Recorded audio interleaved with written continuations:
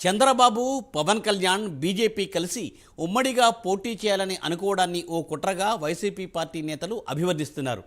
ఇందులో కుట్ర ఏముందో అర్థం కావడం లేదు. పోనీ మీకేమైనా అర్థమైందా? ఈ స్టోరీ చూడండి. రాజకీయ పార్టీల ఏకైక లక్ష్యం అధికారాన్ని కైవసం చేసుకోవడమే. దానికోసం హామీలిస్తూ ఉంటాయి, లేని చిరునవ్వులు చిందిస్తూ ఉంటాయి, రాజకీయ శత్రువుల భుజాలపై చేతులు వేస్తుంటాయి.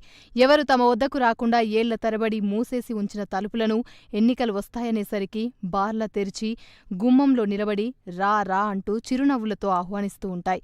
అదేవిధంగా ఎన్నికల్లో విజయం సాధించడమే లక్ష్యంగా ప్రతిపక్షంలో ఉన్న పలు రాజకీయ పార్టీలు ఒక జట్టుగా ప్రజల ముందుకు వస్తూ ఉంటాయి. ఆంధ్రప్రదేశ్లో చూస్తే జనసేన, తెలుగుదేశం ఇప్పటికే ఒక ఫ్రంట్గా పోటీ చేయాలని నిర్ణయించాయి. అయితే బీజేపీ కూడా ఆంధ్రప్రదేశ్ ప్రతిపక్షంలో ఉన్నందున దాన్ని కూడా కలుపుకు వెళ్లాలని పవన్ కళ్యాణ్, చంద్రబాబు నాయుడు ప్రయత్నిస్తున్నారు.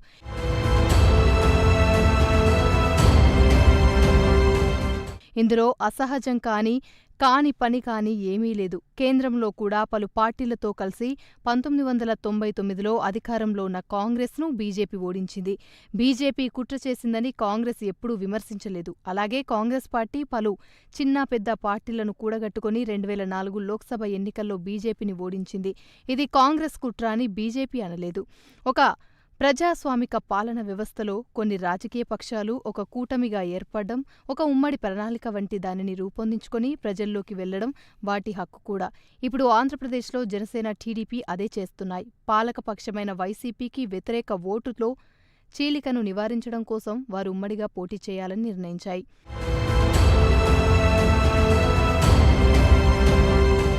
అది ఆ రెండు పార్టీలకు సంబంధించిన నిర్ణయం. ఆ కూటమిని మరింత బలోపేతం చేయడం కోసం కేంద్రంలో అధికారంలో ఉన్న బీజేపీని కూడా రాష్ట్రంలో తమతో కలుపుకు వెళ్లాలని ఈ ఇద్దరు నాయకులు బలంగా భావిస్తున్నారు. ఆ దిశగా తమవైన పద్ధతుల్లో ప్రయత్నాలు చేస్తున్నారు. ఇందులో కుట్రేముంది? కానీ ఇదంతా కుట్ర అని వైసీపీ నాయకులు ఆరోపిస్తున్నారు.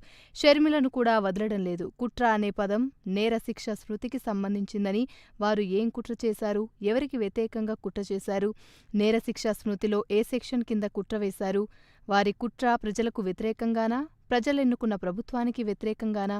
ఇటువంటి ప్రశ్నలకు వైసీపీ శిబిరంలో సమాధానాలుండవు.